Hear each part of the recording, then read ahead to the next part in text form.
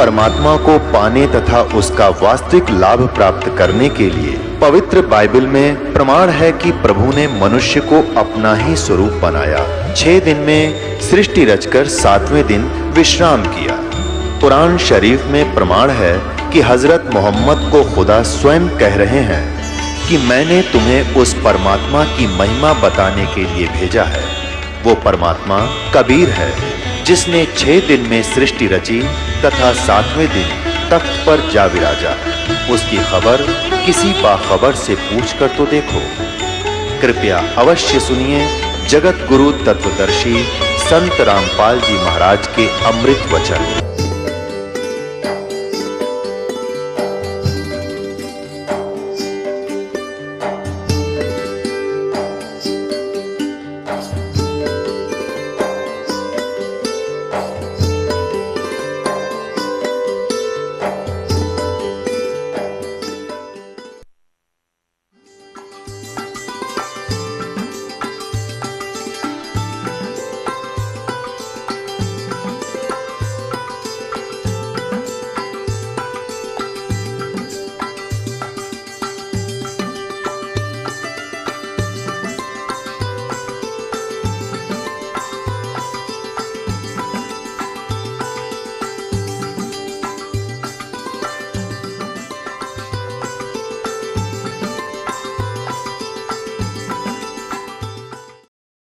जैसे गीता मूल तो सही है, मूल पाठ गीता का अनुवादकर्ताओं ने अपने हिसाब से श्री कृष्ण का ऊपर बना रखी थी। श्री कृष्ण बोल रहा है गीता, तो ये लोग ऐसे यहाँ ये जान के छोड़ गया कि वो सफ़ेद बाल होंगे और बिना दाढ़ी मूछ वाला होगा, इसलिए यहाँ छोड़ गया। इसमें इंग्लिश वाली में उसकी में साफ लिखा है, वो उसकी अपनी बोली हुई भविष्यवाणी है अपनी भाषा में। यहाँ देखिएगा, जब मैं ध्यान लगाती हूँ तो अक्सर एक संत को देखती हूँ गौर वर्ण के। उस संत के ललाट पर गजब के तेज होता है, उनके माथे पर ललाट पर आकाश से एक नक्षत्र के प्रकाश की किरणें निरंतर बरसती रहती हैं। मैं देखती हूँ कि वह संत अपनी कल्याणकारी विचारधारा तथा अपने सच्चरित्र प्रबल अनुयायियों की शक्ति से पूर्ण विश्व में नए ज्ञान का प्रकाश फैलाएगा। आप देख रहे हो, बंदी छोड़ के बच्चे कहाँ जा करके दूर दूर जा करके आज प्रचार कर रहे हैं परमात्मा के ज्ञान का। वह संत अपनी कल्याणकारी विचारधारा तथा अपने सच्चरित्र प्रबल अनुयायियों की शक्ति से संपूर्ण विश्व में नए ज्ञान का प्रकाश फैला रहे हैं। वह संत अपनी शक्ति निरंतर बढ़ा रहे हैं। उनमें इतनी शक्ति है कि वह प्राकृतिक परिवर्तन भी कर सकते हैं।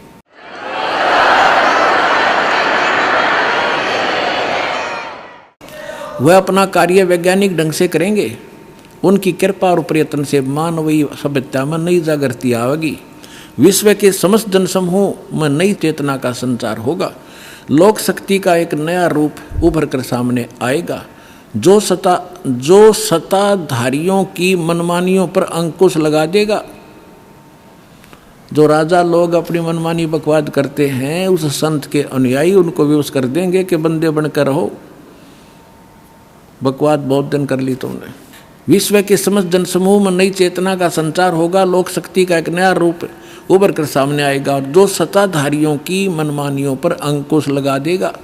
राजनेताओं के ऊपर मनोचिकित्सक तथा सम्मोहन कला के विश्व प्रसिद्ध ज्ञाता डॉक्टर मोरे बर्स्टीन की फ्लोरेंस से अच्छी दोस्ती थी। एक बार फ्लोरेंस ने उनसे भी कहा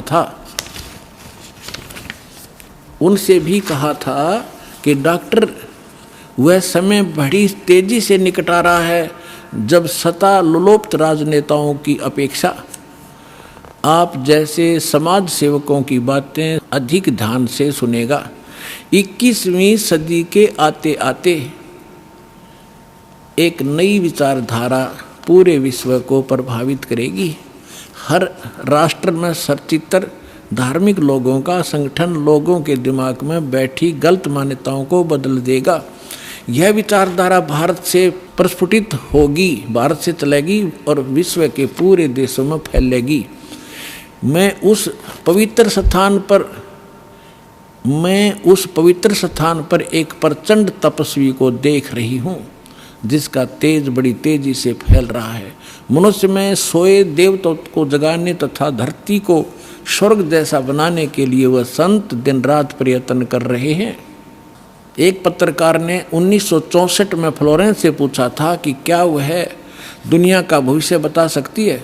फ्लोरेंस ने इसके बाद जवाब में कहा था 1980 में ये होगा, 1990 में ये होगा, सारा कुछ बताया था। ठीक, आगे क्या बताया है कि तीसरा विश्व युद्ध के शुरू होने तक भारत के शासन की बागडोर, ये कहते हैं कि विश्व युद्ध का आतंक सबके दिमाग में बैठ जाएगा और भारतीय राजनेता अपने प्रभाव और बुद्धि से तीसरे विश्व युद्ध को टालने में सफल हो जाएंगे। तीसरे विश्व युद्ध के शुरू होने तक भारत के शासन की बागडोर आध्यात्मिक वृत्ति के लोगों के हाथ में होगी, इसलिए उनके प्रभाव से विश्व युद्ध टलेगा। वे शासक एक महान संत के ओजस्वी तथा क्रांतिकारी विचारधारा से प्रभावित होंगे। वे उस संत के प्रति उसी तरह समर्पित होंगे जैसे वाशिंगटन स्वतंत्रता एवं मानवता के प्रति समर्पित थे। न्यू जर्सी की रहने वाली, न्यू जर्सी कोई शहर है अमेरिका में, न्यू जर्सी की रहने वाली फ्लोरेंस सचमुच एक विलक्षण महिला थी। एक बार नोबेल नामक एक व्यक्ति ने, इसने ये बताना चाहा, पत्रकार ने दिखाना चाहा है कि एक पत्रकार था अमेरिका का और वो इसका इंटरव्यू ले रहा था और वो इंटरव्यू टीवी पर चला रखा था डायरेक्ट लाइव। ये पूछ रहा है कि आप एक संत के बारे में तो बहुत बता रही हो, लेकिन मेरे बारे में बताओ कुछ। जो प्रकरण इतना है ये जिसमें ना पढ़ के मैं वैसे बता दूं, जल्दी निमट जाएगी बात। तो फ्लोरेंस ने कहा कि तेरे विषय में बताऊं। उसका दायां हाथ पकड़ा और उसने कहा कि आप जो है किसी दूसरे राज्य में भी प्रचार प्रसार करेगा। तो वो कह रहा था, उसने इसमें लिखा है कि मैं उससे कह रहा था कि तू भला मजाक कर रही है मेरे साथ। अगर इस इंटरव्यू को मेरी महकमे वाले सुन रहे होंगे, मेरे बॉस, तो मुझे नौकरी से निकाल देंगे।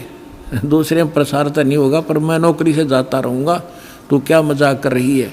उसी समय मेरे हेड ऑफिस से टेलीफोन आया और मेरे लिए ही था, मैंने उठाया। मेरा बॉस कह रहा था कि मैं तुम्हारा इंटरव्यू देख रहा हूँ, मैं हैरान हूँ कि हमने निश्चय कर लिया है आपको न्यूयॉर्क के अंदर प्रचार प्रसार के लिए भेजना है। कल ही इसका डिक्लेयर करेंगे, फाइनल हो चुका है।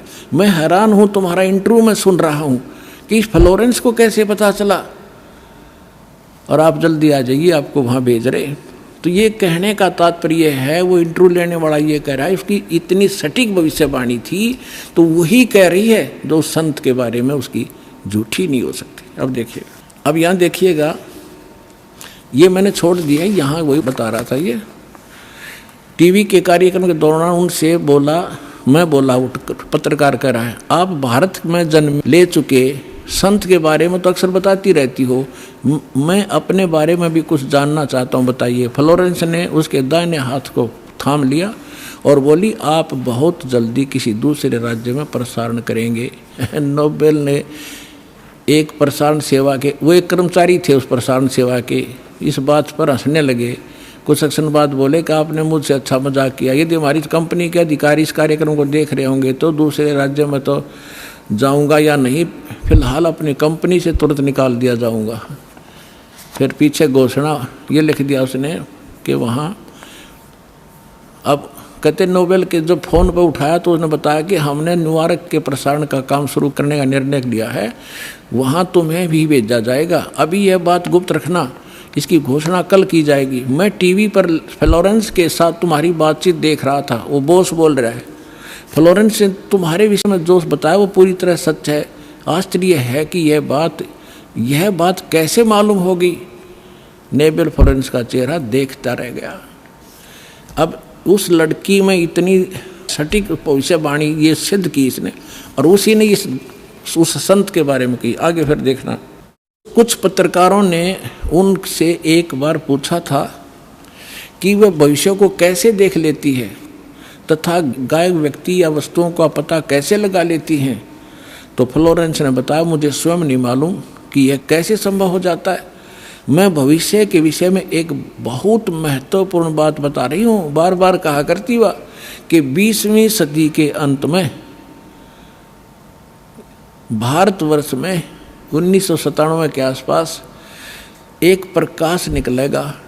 वह प्रकाश पूरी दुनिया को उन दैवी शक्तियों के विषय में जानकारी देगा जो अब तक हम सभी के लिए रहस्यमय बनी हुई थी। एक दिव्य महापुरुष द्वारा यह प्रकाश पूरे विश्व में फैलेगा। वह सभी को सतमार्ग पर चलने की प्रेरणा देगा। समस्त दुनिया में एक नई सोच की ज्योति फैलेगी। जब मैं ध्यान अवस्था में होती हूँ तो अक्सर यह दिव्य महापुरुष मुझे दिखाई देते हैं। फ्लोरेंस ने एक बार कहा, इस संत या दिव्य महापुरुष का जिक्र किया है, साथ ही यह भी बताया है कि उत्तरी भारत के एक पवित्र स्थान पर वह मौजूद है, बरुआला में।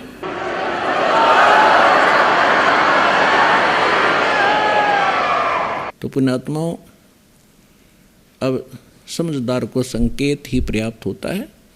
अपना कल्याण कराओ, जितना देर से आओगे उतना ही पश्चाताप होगा। ये गोल्डन चांस है, स्वर्ण अवसर आपको प्राप्त हुआ है, इसका लाभ उठाओ। सत साहिब। आइए अब हम उन श्रद्धालुओं के अनुभव जानते हैं जो जगत गुरु तत्वदर्शी संत रामपाल जी महाराज जी से दीक्षा प्राप्त कर चुके हैं तथा उनके द्वारा बताए गए भक्ति मार्ग पर चल रहे हैं। क्या नाम है जी आपका? सर, मेरा नाम ओम प्रकाश दास है। वैसे मुझे जो है सरकारी तौर पे जो नौकरी में मेरा नाम दर्ज है वो ओम प्रकाश हुड्डा के नाम से है, OP Hooda, doctor OP Hooda. तो डॉक्टर साहब, आप कहाँ आपने नौकरी की? सर, मैंने जो है जब मेडिकल अफसर के तौर पे मैंने बुटाना नौकरी ज्वाइन की थी। उसके बाद मेरी पानीपत डिस्ट्रिक्ट में रहा 2-2.5 साल। उसके बाद मैं सोनीपत मेडिकल सुपरिटेंडेंट की पोस्ट पे आया और उसके सोनीपत से मैं यमुनानगर में CHC नागपुर है 4.5 साल वहाँ रहा। नागपुर से मेरी बदली जो है बिलासपुर जिला यमुनानगर में ही जो है बदली हुई। वहाँ से मैं CHC डीघल आया 2005 दिसंबर में और CHC डीघल से मेरी प्रमोशन हुई CMO झज्जर की जो है, और 2 साल 1 महीना में CMO झज्जर रहा। उसके बाद सर मेरी जो है वहाँ अपॉइंटमेंट हुई deputy director senior scale Panchkula, और पंचकुला के बाद मैं CMO सिरसा रहा 1 साल तकरीबन, और उसके बाद मेरी बदली हुई CMO हिसार के तौर पे, जहाँ से मैं 30 अप्रैल 2011 को CMO के पद से रिटायर हुआ हूँ। जी डॉक्टर साहब, संत रामपाल जी महाराज की शरण में कैसे आए? संत रामपाल जी महाराज की शरण में मैं ऐसे आया कि मेरी पोस्टिंग 1998-99 में कुरुक्षेत्र रही। तो और मेरी पत्नी जो है वो टीचर थी नर्सिंग कॉलेज में सोनीपत। तो एक दिन हमारे घर जो है किसी बच्ची का आना हुआ जो 12वीं क्लास में पढ़ती थी।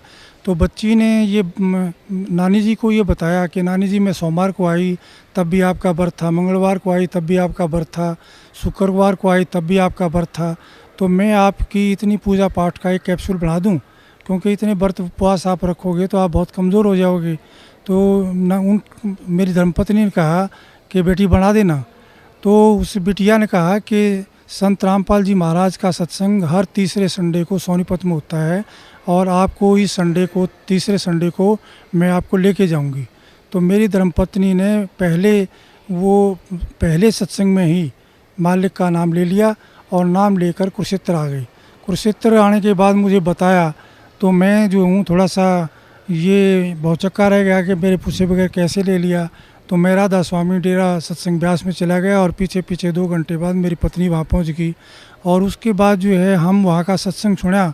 तो सत्संग पहले भी सुने थे, लेकिन वहाँ मेन डेरे पर ये देखा कि कोई उनका जो प्रवर्तक है, गुरु है, वो सत्संग नहीं करता, वहाँ तो सीढ़ी चला दी जाती है।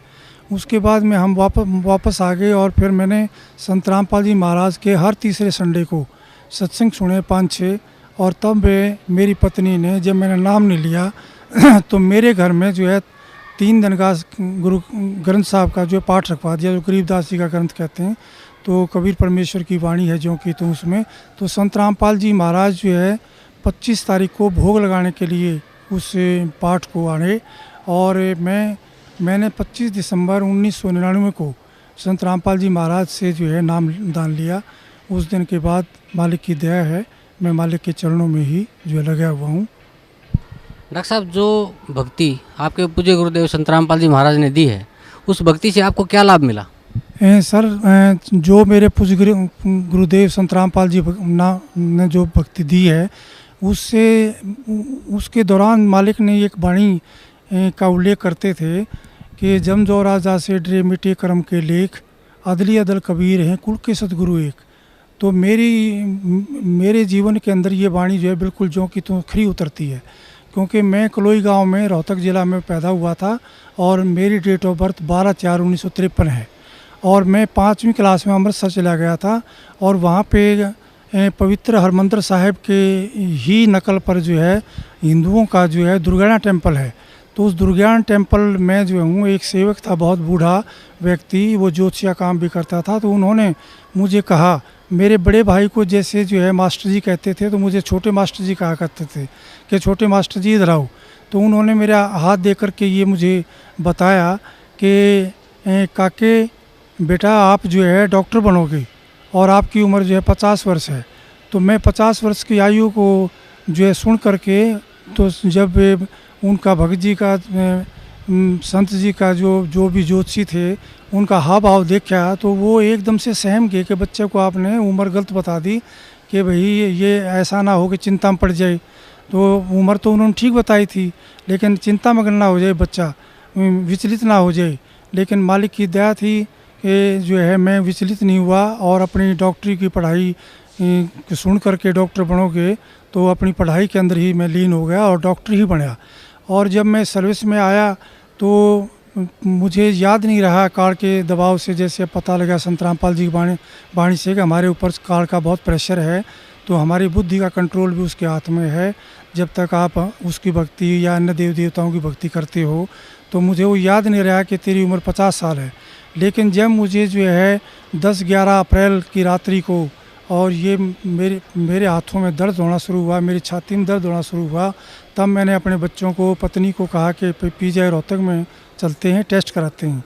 तो वहाँ जा कर के देखा, एक जवान डॉक्टर था बहुत अच्छा, उसको मैंने अपना परिचय दिया कि मैं HMS 1A ग्रुप का आदमी हूँ, SMA हूँ, डॉक्टर OP हुड्डा हूँ, मेरे ये क्लास फेलो हैं, मेरे ये टीचर हैं, आपको किसी की चीज़ की आवश्यकता पड़े आप उसको बुला लेना।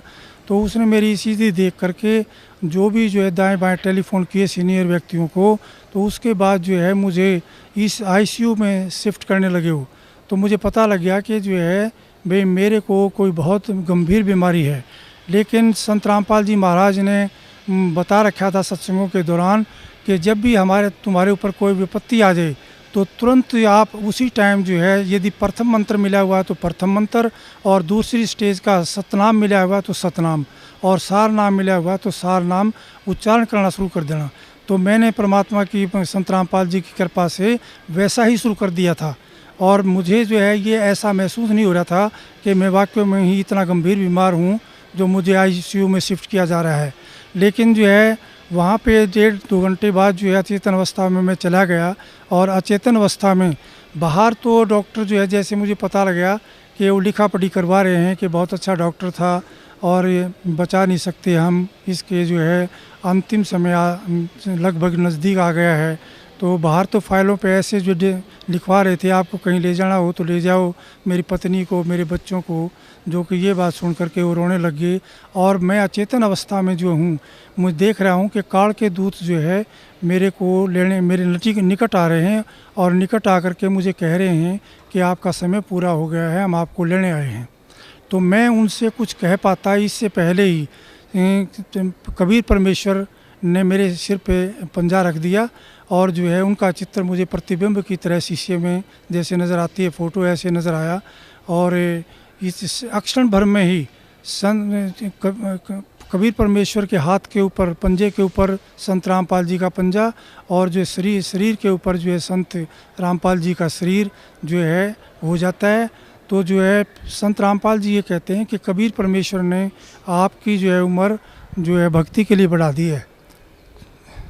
तो इस बात पर मेरा बहुत रोना छूट जाता है कि मालिक, आप ही स्वयं कबीर परमेश्वर है, आप चोला धारण करके आए हो, आप ही जो है ये सारे खेल कर रहे हो मालिक। आप ही कबीर परमेश्वर हैं और इस काल के लोक में मालिक आपकी दया के बगैर कोई भक्ति नहीं कर सकता, आप ही भक्ति करा सकते हो मालिक। तो इतना कहकर मुझे रोना छूट जाता है और काल के दूत जो है संत रामपाल जी महाराज को देख कर के दूर भागने लग जाते हैं और मैं अचेतन अवस्था में अपना सो जाता हूँ। तो जब 3 दिन मुझे आईसीयू में हो गए तो मैं उठ करके जो है बाथरूम में पेशाब करने के लिए बाथरूम के लिए जाने लगा। तो एक सीनियर डॉक्टर का राउंड हो रहा था प्रोफेसर का, तो उनमें से एक सीनियर डॉक्टर भाग करके आया। उसने तो मुझे पकड़ के कहा, डांटा कि डॉक्टर साहब तुम क्या कर रहे हो, तुम्हें कोई अकल नहीं है, तुम्हें जो इतना भयंकर हार्ट अटैक हुआ था, हम हैरान है कि आप बच कैसे गए हो, तुम आपको पैदल नहीं चलना है बिल्कुल, तो आप बैठो अपने बेड पे, व्हील चेयर मंगाते। तो इस प्रकार से संत रामपाल जी महाराज ने मेरी उम्र दान दिया। संत रामपाल जी महाराज के बारे में मैंने अपने मेडिकल PGI-MS के स्टाफ को, डॉक्टरों को बताया, लेकिन जो है परमात्मा के बगैर, संत रामपाल जी की महाराज की के बगैर जो है कोई किसी, ये आध्यात्मिक चैनल है जो हर एक में प्रेजेंट है, ये आध्यात्मिक चैनल और नहीं हो सकता।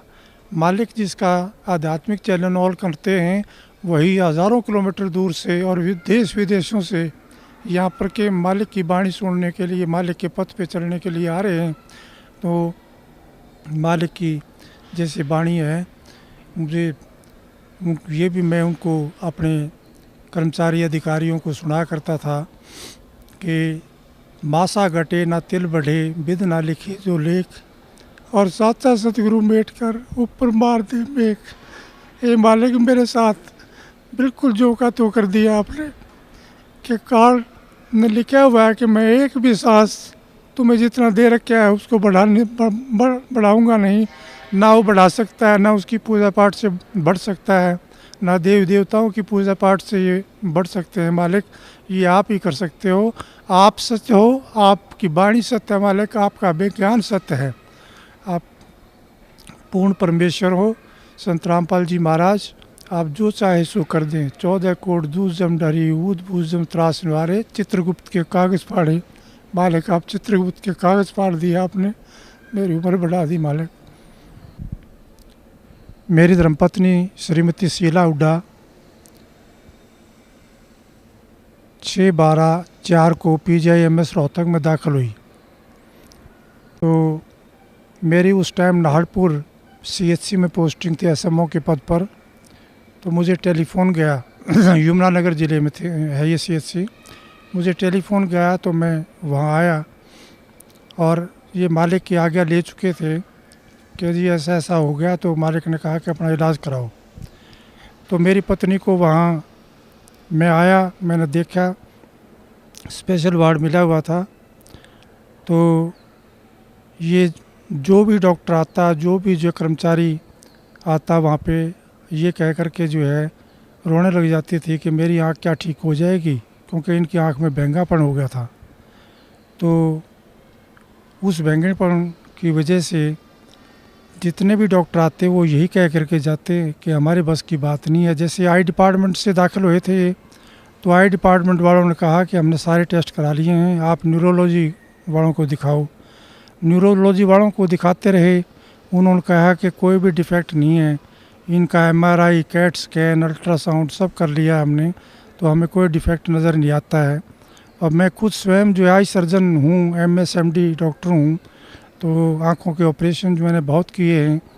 तो मैं भी हैरान था कि कोई भी जब डिफेक्ट नहीं है किसी में चीज़ में तो ये ठीक क्यों नहीं हो रही हुई है, दवाई क्यों नहीं लग रही है। तो इस प्रकार से वो लगभग जो है 7-8 दिन जो है इधर से उधर स्पेशलिस्टों की जो है राय लेते रहे और हार कर उन्होंने जो कहा कि आपने कोई ऑल इंडिया या किसी अन्य स्थान पर दिखाना है तो दिखा लो, और ये पता नहीं ठीक होगी कि नहीं होगी, हमारी समझ में जो है इनकी बीमारी नहीं आई है। तो उसके बाद जो है ये संत रामपाल जी का सत्संग था बरवाला में, क्योंकि करौथा में भी सत्संग करते थे। ये 14 दिन के बाद जो यहाँ एक सत्संग यहाँ बरवाला में मालिक का होता था संत रामपाल जी महाराज का। तो ये बस में बैठ कर के हमें बता करके कि मैं वहाँ जा रही हूँ, और ये बस में बैठ करके यहाँ आई और संत रामपाल जी महाराज सतगुरु से जो है के चरणों में बैठकर तो रोते हुए उन्होंने बताया कि मालिक देखो मेरी आँख ठीक नहीं हो रही है, डॉक्टर ने जवाब दे दिया है आप ही मालिक, आप उम्र बढ़ा सकते हो तो आप क्या नहीं कर सकते मालिक। तो मालिक ने कहा कि मेरी तरफ देखो कि मैं कितने नज़र आता हूँ, आप 2 नज़र आते हो मालिक। दोबारा जो है नीचे करके गर्दन इन्होंने चरणों की सेवा करते टाइम दोबारा मालिक ने कहा देखो कितने नज़र आता हूँ मैं, मेरा 2 नज़र आते हो मालिक, मैं झूठ नहीं बोलूँगी। फिर तीसरी बार मालिक ने कहा कि अब देखो आप, तो मालिक ने जो है सिर पे हाथ रखा हुआ था तो माँ ये कहने लगी मालिक एक नज़र आते हैं बिल्कुल, मैं बिल्कुल ठीक हो गई हूँ मालिक। तो ऐसे दयालु है परमात्मा, सतगुरु जो चाहे सो करिए, 14 कोट दूर जम डरी। ये मालिक आपकी वाणी सत्य, आप सत्य, आपने वाणी में बताया मालिक कि जय सतगुरु मिलते नहीं जाते यम के द्वार, यम द्वारे में दूत सब करते की चातान, उन तक वो ना छूटता फिर फिरता चाँदों खान, चारों खाने में भरम था कबू न लगता पार, सो फेरा सब मिट गया मेरे सतगुरु के दरबार। हे मालिक, मालिक आपने बड़ी दया करी, आपने जो है मेरी उम्र बख्शी, लेकिन मालिक के दरबार में आने से ये एक सच्ची भक्ति है और सच्चे पुरुष हैं और सत्पुरुष हैं, और ये स्वयं कवि परमेश्वर ही आए हुए हैं चोला बदल करके, तो ये जो चाहे सो कर दे। तो मालिक ने हमें ऐसा सच्चा ज्ञान दिया है जो धरती के ऊपर कहीं भी उपलब्ध नहीं है, क्योंकि मैं अपने परिवार सहित बच्चों सहित जो है पहले हमारी ये समाजी तो थे ही, क्योंकि रोहतक जिले से बिलोंग करते थे और डीएवी स्कूल डीएवी कॉलेज में पढ़ा। उसके बाद जो है हमने जैन मुनियों का नाम लिया, उसके बाद हम ब्रह्म कुमारी आश्रम में भी माउंट आबू गए, उनका भी 1.5-2 साल नाम लिया। उसके बाद जो है एक हमने साईं जी पंजाबी गुरु थे 80 साल के, 10 साल तक वो बनाए। उसके बाद संत रामपाल जी महाराज मिले तो ये पता लगा कि उनके पास तो कोई भक्ति मार्ग था ही नहीं, कोई मंत्र है ही नहीं, कोई प्रमाण ही नहीं उनके पास। जो संत रामपाल जी महाराज ने हमें जो है सत मंत्र बताए हैं, प्रथम स्टेज के, द्वितीय स्टेज के सतनाम और सार नाम, वो सारे प्रमाणित हैं। गुरुओं की तो भरमार है देश के अंदर, दुनिया के अंदर। सतगुरु वही है जो सच्ची बात बताए परमेश्वर के बारे में, इस जीवन में भी सुख दे और जो है हमें मोक्ष भी दे, सतलोक के रास्ते पर चलाए। सतनाम दे करके, सारनाम दे करके, प्रथम मंत्र दे करके, ये मालिक बड़ी दया करी, मालिक बड़ी दया करी, रजा बख्शना मालिक। ऐसे ही इस काल के लोक में भक्ति एक पल भी नहीं कर सकता मालिक, आप ही करवा रहे हैं जो कुछ, आपकी ही दया है संत रामपाल जी महाराज।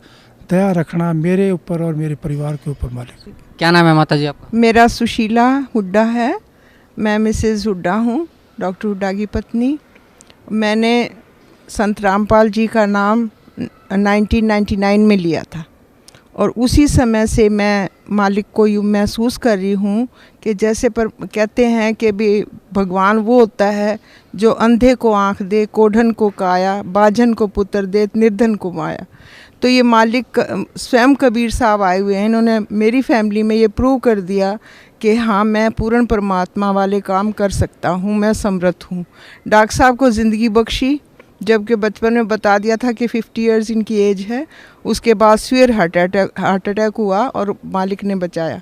इसी प्रकार 2004 में दिसंबर 6 को मेरी आँख जो एकदम टेढ़ी होगी और डिप्लोपिया हो गया, मीन्स डबल विज़न होगी।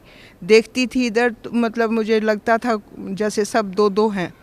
तो मैं बड़ा परेशान हुई। PGIMS रोहतक में एडमिट हुई, मैं 10 दिन एडमिट रही स्पेशल वार्ड में, और मैं जितनी भी इंटर्न्स आती थी उनसे पूछती थी कि क्या इससे पहले कोई ऐसा केस आया है डिप्लोपिया का, क्या मैं ठीक हो जाऊंगी? तो वो कहती हाँ मैडम ठीक हो जाओगे, क्योंकि डॉक्टर्स का तो ये फ़र्ज होता है, साइकोलॉजिकली वो बूस्टअप करती पेशेंट को। लेकिन मुझे नहीं लग रहा था कि मैं ठीक होंगी। सारी इन्वेस्टिगेशंस हो चुकी हैं, न्यूरोलॉजिस्ट को भी दिखा लिया, आई स्पेशलिस्ट को भी दिखा लिया, मेडिसिन वालों को भी दिखा लिया, मेरी इन्वेस्टिगेशन सारी नील हैं और कैसे ठीक होगा। तो फिर 10वें दिन उन्होंने कहा कि आप छुट्टी ले जाओ, घर चले जाओ। फिर मैं यहाँ मालिक के पास आई तो मालिक को मैंने कहा, हे बंदी छोड़, इससे अच्छा मेरी मुक्ति करो जब मुझे आपके दर्शन ही नहीं हो रहे मालिक, आप भी मुझे कहीं कहीं दिखाई दे रहे हो। तो परमात्मा ने मेरे सिर पे हाथ रखा और कहा इधर देखो। तो मैंने जैसे मालिक की तरफ देखा तो मैंने कहा इस पाक पवित्र स्थान पे खड़ी होकर मैं झूठ नहीं बोलूँगी, मुझे आप उतने ही दिख रहे हो 3-4 ही। फिर दोबारा बोले कि अब देखो, मैंने कहा उतने ही दिख रहे हो। फिर दोबारा मालिक ने जैसे हाथ रखा तो मेरे मालिक एक हो गए थे। तो मैंने कहा अब एक हो गए मालिक आप, अब मुझे दर्शन अच्छी तरह से हो रहे हैं। ये पूर्ण परमात्मा है, कमी है तो अपने अंदर है। मालिक कहते हैं अपनी वाणी में कि साहिब के दरबार में कमी काहे की नाई, और हंसा मौज न पावता तेरी चूक चाकरी माही। हमारी अंदर चूक है, जैसा परमात्मा कहते हैं इतना मंत्र करना चाहिए वो हम नहीं कर पाते, उनके नियमों पे हम खरे नहीं उतरते हैं, तो ये कमी हमारी है। मालिक पूर्ण है और पूर्ण परमात्मा है। और मैं इतनी भक्ति कर चुकी थी, टूट चुकी थी, मुझे भगवान की तलाश थी। अर्ली एज में मेरे पेरेंट्स की डेथ हुई तो मैं ये सोचती थी, मैंने नर्सिंग प्रोफेशन इसलिए ज्वाइन किया कि मैं किसी की डेथ नहीं होने दूंगी, मैं इतनी सेवा करूंगी कि किसी के माँ बाप ना मरे। और मेरे ब्रदर मेरे से अगेंस्ट हो गए थे। मेरे फादर सर छोटराम के पीए थे, तू लड़की हमारी बेइज्जती करवाएगी, हमारी नाक कटवाएगी, तू ऐसे प्रोफेशन, तू जो कुछ मर्जी कर ले, ये मत कर। मैंने कहा नहीं, मैंने यही करना है। तो मैं जहाँ भी जिस पेशेंट के पास भी खड़ी होती थी उसकी जी जान से सेवा करती थी। और किसी की डेथ भी हो जाती थी तो उनको रिलेटिव्स के साथ ही रोने लग जाती थी, ये सोच के कि ये क्या ज़िंदगी है, इंसान पैदा होता है मर जाता है, इतना अजीज़ होता है, इतना प्यारा होता है, वो अलग हो जाता है, तो कैसी ज़िंदगी है ये। तो मुझे नहीं पता था कि ये ऐसा भी परमात्मा है जो कि जीवन मरण को भी ख़त्म कर देगा। अब मुझे ये पता चला, परमात्मा कबीर साहब ही जो जन्म मरण को भी ख़त्म करते हैं और ये वायदा भी करते हैं कि अमर करूँ सतलोक पठाऊँ, ताते बंदी छोड़ कहाऊँ। ये सच्चे पुरुष हैं, सच्चे परमात्मा हैं, सच्चे बंदी छोड़ है। अब मुझे ये सेटिस्फेक्शन होगी कि ये सुप्रीम पावर है, इससे आगे कोई भी पावर नहीं है। और इस परमात्मा का जो ज्ञान है, जब साइंस फेल हो जाती है तब ये शुरू होता है। ये प्रूव कर दिया परमात्मा ने हमारे ऊपर कि जब हम डॉक्टर्स ने जवाब दिया और उसके बाद परमात्मा ने ठीक कर दिया सिर्फ आशीर्वाद दे के ही। तो ये पूर्ण परमात्मा हैं, हर हालत में 101% है। और अब ये विश्वास भी हो गया कि दोबारा इस जन्म मरण में हम नहीं आएंगे, हमारा मोक्ष भी पक्का होगा। क्या नाम है जी आपका? डॉक्टर जय नारायण चौधरी उर्फ जय नारायण दास। कहाँ से आए हैं सर आप? मैं मधुबनी ज़िला बिहार से। क्या काम करते हैं आप? मैं मेडिकल प्रैक्टिस कर रहा हूँ। संत रामपाल जी महाराज की शरण में कैसे आए? उसका मुख्य कारण था मेरी लड़की की बीमारी। उस लड़की के इलाज में बहुत सारी जगहों तक मैं भटकता गया, उसके परिवार वाले भी भटकते गए, लाखों लाख रुपए खर्च हुए, बहुत सारे भूत प्रेत के जो देखने वाले लोग हैं वो लोग भी देखते गए। किसी तरीके से कोई इलाज नहीं हो पाया, उसको शांति नहीं मिली। हॉस्पिटल में ले जाते थे तो डॉक्टर लोग कहीं सीटी स्कैन कराता, कहीं कुछ होता, कोई टेस्ट कराता, फाइंडिंग में कुछ आता नहीं था। भूत प्रेत वाले यहाँ ले जाते थे तो वो लोग कहता था जो है तो, लेकिन हम लोग ठीक नहीं कर सकते। और इस तरीके से होते होते कितने सारे डॉक्टर और कितने सारे वैसे लोगों के पास भटकते भटकते कहीं कोई सहारा नहीं मिला। अंत में बंगाल में वो रहती है वैसे, तो बंगाल से मैं बिहार ले आया, वहाँ डॉक्टरों को दिखाया। 106 भूत प्रेत को ठीक करने वाले लोगों की बुलाहट मेरे यहाँ हुई। ऐसे ऐसे लोग भी आए जो ठीक करने के लिए 1 लाख रुपए मांगा। मैं कहा आप लोग ठीक कर दीजिए, मैं आपको चेक काट के 1 लाख का दे दूंगा, लेकिन वो लोग भी नहीं ठीक कर पाए। फिर 50,000 वाले आए, एक 5,000 वाली पार्टी आई, लेकिन उन लोगों से कुछ नहीं हो पाया। ऐसे करते करते बहुत सारे डॉक्टर को भी दिखलाए। उसको सबसे बड़ा कॉम्प्लिकेशन था, जो अगर मॉर्निंग में उसको राइट साइड में पेन होता फ्रॉम हेड टू टो, तो इवनिंग में उसको होता था लेफ्ट साइड में। और इस तरीके की स्थिति थी जिससे मालूम पड़ता था कि इसको कोई दांत से काट रहा है, और वहाँ मांस उठ जाता था। वो बहुत ज़्यादा बेतहाशा चिल्लाती थी और बार बार यही प्रार्थना करती परमात्मा से, जो अब इसके लिए मुझे मौत ही दे दो, दूसरा कोई सहारा मेरे लिए अब जीने का नहीं रह गया है। सभी जगह से हम लोग निराश हो गए। उसके बाद लोगों के कहने से, जो डॉक्टर साहब आप अपने स्वयं डॉक्टर हैं, लेकिन अपने पेशेंट को आप समुचित ढंग से नहीं इलाज कर सकते हैं, माया बस आप दिल्ली ले जाइए, ऑल इंडिया इंस्टीट्यूट में दिखलाइए। वहाँ से हम लोग दिल्ली आए। ऑल इंडिया इंस्टीट्यूट का नंबर ज़रा लेंदी था। मैं सर गंगाराम हॉस्पिटल में ले गया, वहाँ न्यूरो फिजिशियन से दिखाया। वो लोग जो है सो MRI, vitamin deficiency B12, calcium D3 deficiency, इस तरीके का 10,000 का टेस्ट लिखा। तीसरे दिन रिपोर्ट मिला, उसमें कुछ भी नहीं मिला। वो डॉक्टर, जब हम लोग तीसरे दिन उसके पास में गए तो सीधे हाथ जोड़ लेता है, कहता है ये मेरे बस से फाजिल की चीज़ है, अब इसके लिए कोई दूसरा सहारा आप ढूंढें। उसके बाद दिल्ली में कुछ आदमी कहा, जो आप बालाजी मेहदीपुर ले जाइए, वहाँ आपकी लड़की की बीमारी का पूरा इलाज हो जाएगा, किसी भी कारण से कुछ होगा वो ठीक हो जाएगी। उसके बाद हमारे रिलेटिव को वहाँ AC कार है, हम लोग उसी कार से मेहदीपुर गए। वहाँ बड़ी लंबी भीड़ थी, बड़ी लंबी कतार वहाँ लगी हुई थी, लगभग 25-30 हज़ार लोग थे। हम लोग सोचे जो ऐसे तो काम नहीं चलेगा, तो VIP कोटे में जाकर के हम लोग गए।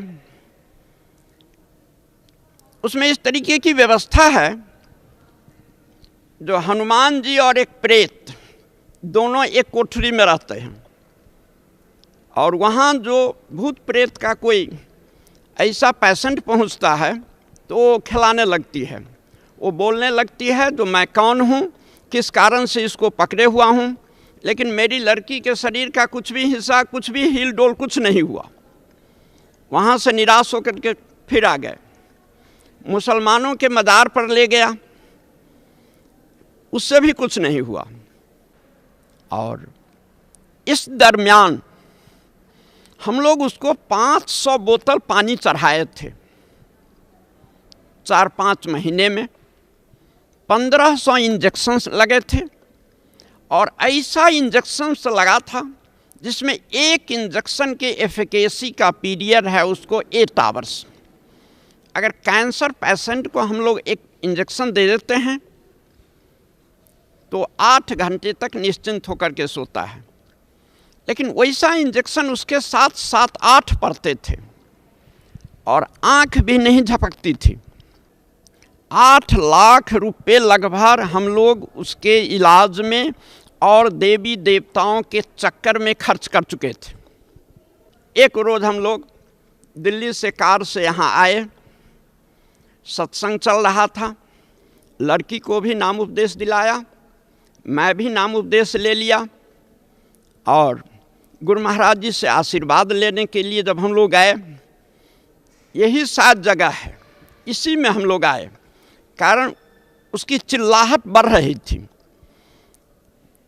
कुछ महिला सेवादारनी के साथ वो भी लाई गई और मैं यहाँ खड़ा था।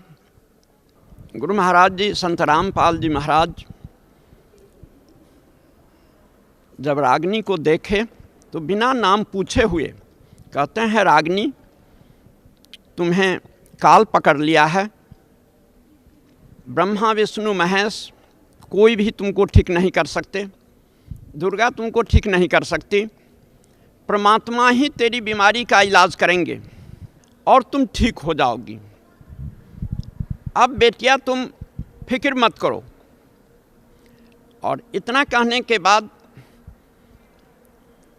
गुरु महाराज जी उसे चरणामृत दे दिए अपने हाथ से। और फिर उसके बाद जहाँ मैं खड़ा था, मैं प्रार्थना करने के लिए खड़ा हो गया। कहा, गुरु महाराज जी, मेरी बच्चियाँ आई है, बहुत जगहों से घूम कर के आई है, कोई सहारा इसको नहीं मिल रहा है, आप इस पर कृपा करें।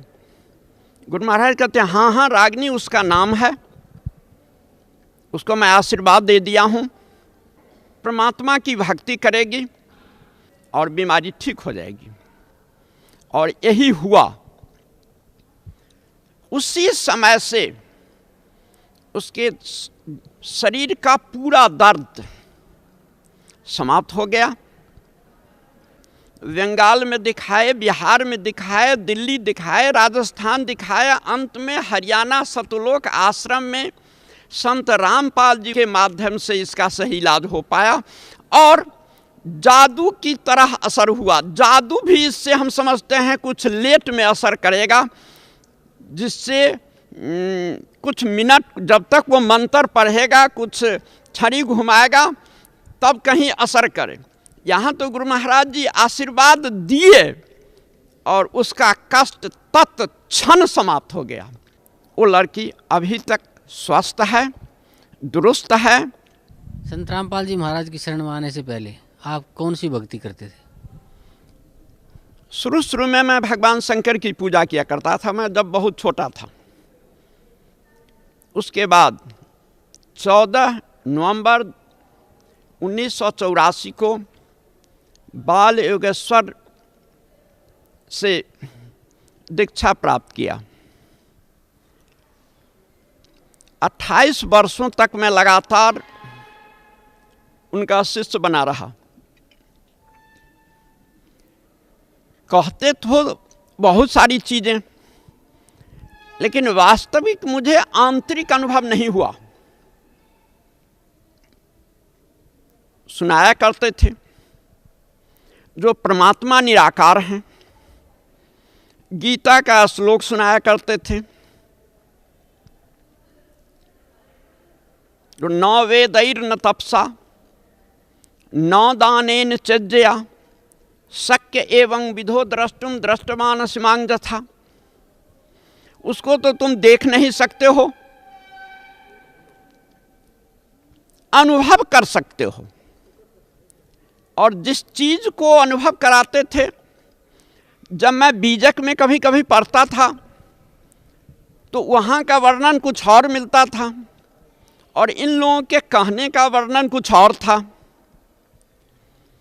तो मुझे इस तरीके की स्थिति महसूस हुई जो मैं बुरी तरीके से ठगा जा रहा हूँ।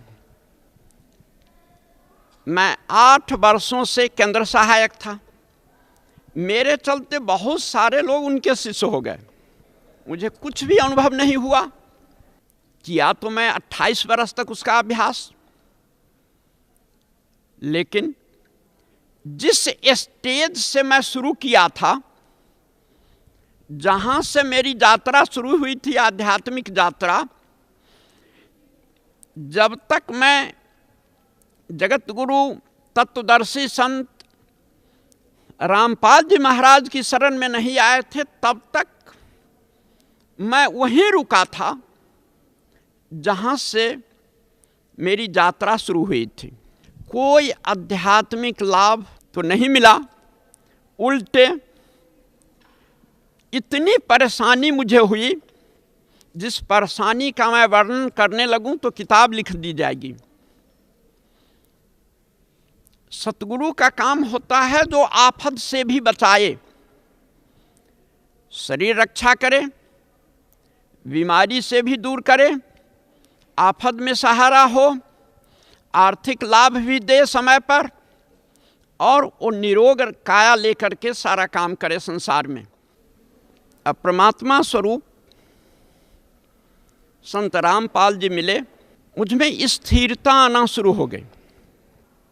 अब जो मैं ग्रंथ पढ़ता हूँ तो महसूस होता है जो ये वास्तविक गीता का जो ज्ञान है और सतलोक की प्राप्ति उस सतगुरु के माध्यम से कैसे संभव हो पाएगा, वो रास्ता मुझे सुलभ हुआ और मैं बड़े निश्चिंत होकर के, बड़े शांत चित्त से मैं सुमिरन करता हूँ।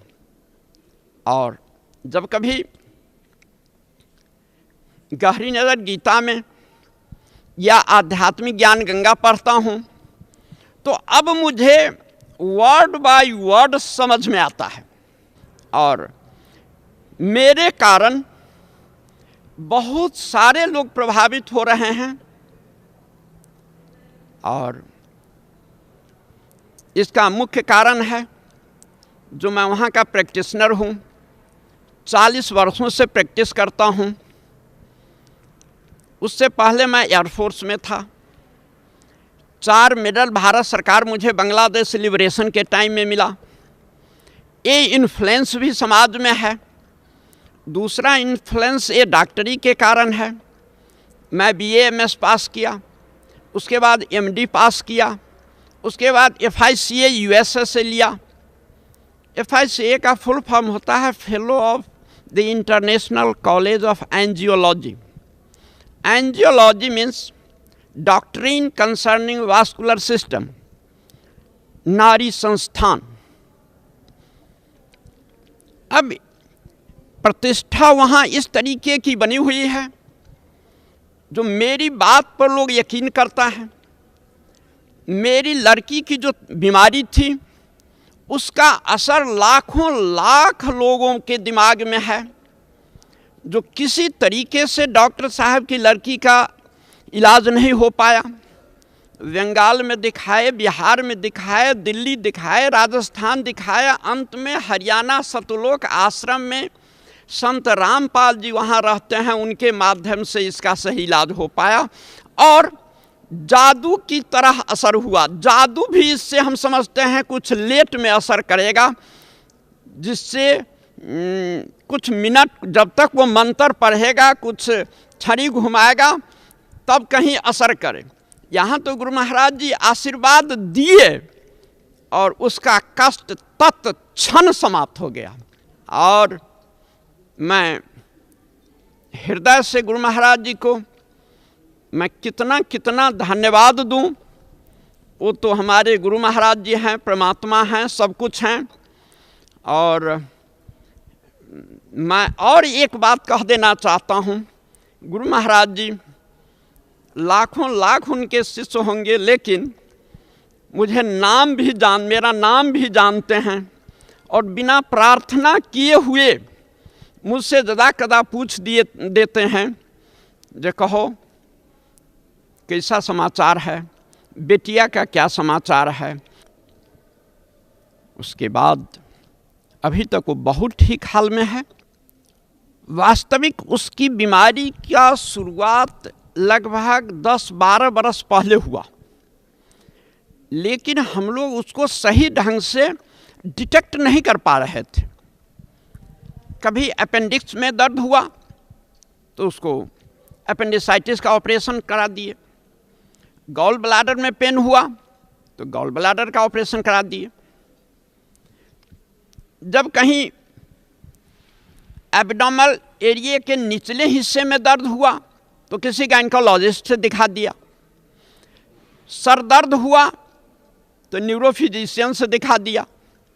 और सारे टेस्ट होते गए, होते होते अंत में कंक्लूजन कुछ भी नहीं निकला और हम लोगों के रुपए खर्च होते गए। और सारे होते होते में भी एक ऐसा स्थान हम लोगों को मिला जहां 1 पैसे भी नहीं लगे, मुफ्त में भोजन मिला, मुफ्त में रहने की व्यवस्था हुई और ऐसा प्यार मिला जो इसको मैं शब्दों से व्यक्त नहीं कर सकता हूं।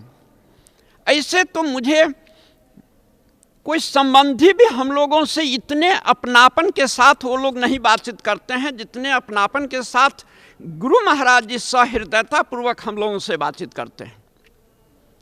और मैं बहुत बहुत गुरु महाराज जी का आभारी हूँ। ये मेरा जीवन कल्याण हो रहा है। अब ये परिस्थिति जो मेरी लड़की के साथ हुई है, ये सबों के हृदय में दया की भावना उत्पन्न हो गई। मेरे घर के नज़दीक से रास्ता है, जो कोई भी आदमी उस रास्ते से गुजरता तो यही कान लगा करके सुनता, जो क्या रागनी रो तो नहीं रही है, हंस रही है, इसका उम्मीद किसी को नहीं था। लेकिन ये था जो रो तो नहीं रही है डॉक्टर साहब की लड़की, लेकिन आज वही लड़की है जो सारे लोग देख करके इतने प्रसन्न होते हैं। और यहाँ का पता कितने लोग याद कर लिया, आया नहीं है बहुत लोग, लगभग 50 लोग मेरे साथ यहाँ आकर के उपदेश ले लिया। 100 किताब मैं मुफ्त में यहाँ से लोगों के नाम से भेजवा दिया बाय बुक पोस्ट। बहुत प्रसन्न हैं लोग, पढ़े लिखे लोग, एजुकेटेड लोग। ये नहीं कह पाते हैं जो डॉक्टर साहब आप कहीं गलत जगह फंस गए। सारे लोग परमात्मा के संबंध में जानना चाहते हैं और अपने जीवन को धन्य बनाना चाहते हैं। डॉक्टर साहब, आपने भिन्न भिन्न भक्तियाँ की, देवी देवताओं की, और फिर आप बाल योगेश्वर जी की शरण में भी रहे, उनकी बताई हुई भक्ति भी की, और फिर आप संत रामपाल जी महाराज की शरण में भी आए। तो संत रामपाल जी महाराज से नाम उपदेश लेने के बाद आपको क्या लाभ मिला? प्रथम लाभ, मेरे मन में स्थिरता आई। दूसरा लाभ, मेरी लड़की की जो बीमारी थी, जिसका इलाज करा करके हम लोग विभिन्न जगहों से, विभिन्न डॉक्टरों से, हॉस्पिटल से, विभिन्न और भूत प्रेत के जानकारों से दिखला करके कहीं भी फायदा नहीं हुआ था। वो संत रामपाल जी महाराज की शरण में आने से तत्क्षण फायदा हुआ। और इसका जीता जागता उदाहरण मेरी लड़की मेरे बगल में है। अब उसके सेहत को देख लीजिए और उससे 2-4 बातें जो पूछनी है उस बीमारी के संबंध में आप स्वयं पूछ सकते हैं। बहन जी, क्या नाम है आपका? रागिनी। कहाँ से आए? बिहार से। आपको क्या तकलीफ थी? बहुत बड़ा बीमारी हो गया था। जो आपको पिताजी ने बताया वो सत्य है क्या? हाँ, सत्य है। तो आपकी बीमारी कैसे ठीक हुई? यहाँ संत रामपाल जी महाराज के सामने आके बहुत दया किए, इसलिए मैं ठीक हो गई। धन्यवाद बहुत। डॉक्टर साहब, आपके पूज्य गुरुदेव संत रामपाल जी महाराज ने जो वेदों का, पवित्र गीता जी का जो अनुवाद किया है, और वर्तमान के कुछ संस्कृत के विद्वान ये कहते हैं कि संत रामपाल जी महाराज को संस्कृत नहीं आती, तो उसके बारे में आपका क्या कहना है? देखिए, मैं भी संस्कृत पढ़ा और गीता भी पढ़ना जानता हूँ संस्कृत में। बहुत सारे संस्कृत के ग्रंथ भी पढ़ता हूँ। संत रामपाल जी महाराज जिस ढंग से गीता का विवेचन किए हैं, शायद इस ढंग से किसी और टीकाकारों ने नहीं किया। मैं विभिन्न टीकाकारों के पुस्तक को मैं पढ़ा, लेकिन टू द पॉइंट जिस तरीके से इनका उत्तर है और इनका अनुवाद है, इस तरीके से किसी भी संस्कृत जानकारों की किताबों में नहीं है। एक श्लोक है जो सर्वधर्मान परित्यज्य मामेकं शरणं व्रज। सारे अनुवादक व्रज को आना लिखा, जो मेरी सारे धर्मों को छोड़ करके तुम मेरी शरण में आ जाओ। जबकि व्रज का माने होता है जाना। अब तो ये समझ की बात है, जो जहाँ जाने की बात है वहाँ आना प्रश्न का उत्तर मिल रहा है। तो इसी से समझा सकता है जो दूसरे लोग दूसरे श्लोक सबका भी किस तरीके का अनुवाद किया होगा, और समझदार लोग समझ जा सकते हैं। जो अनुवाद गुरु महाराज जी का है, जिस तरीके की व्याख्या गुरु महाराज जी कर रहे हैं, ये अकाट्य है, भाषा के अनुरूप है, अध्यात्म के अनुरूप है और ज्ञानियों के लिए एक बहुत अच्छा पथ प्रदर्शन भी है। भगत समाज को क्या संदेश देना चाहते हैं? मैं भगत समाज को मेरे तरफ से यही संदेश है, जो संत रामपाल जी महाराज एक संत ही रूप में नहीं आए हैं, ये परम ब्रह्म परमात्मा स्वरूप हैं। इनकी आज्ञा को शिरोधार्य करके अपने जीवन को धन्य बनाइए और शाश्वत लोक को प्राप्त कीजिए। धन्यवाद आपका, बहुत बहुत धन्यवाद।